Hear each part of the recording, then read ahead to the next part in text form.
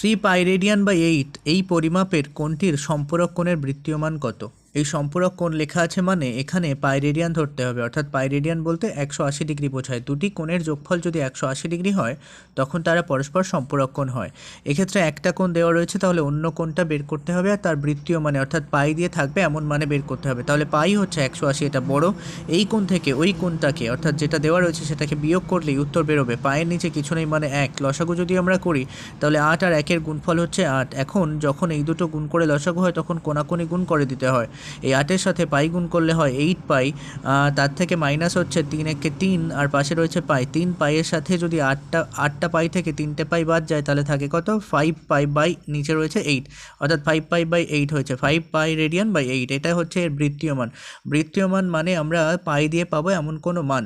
এখন এটার থেকে আমরা শর্টকাটও করতে পারতাম। শর্টকাটটা কেমন হতো? এখানে যে রয়েছে 8, এই 8টা টুকরো মোট করা হয়েছে ওই আর কি রেডিয়ানটাকে।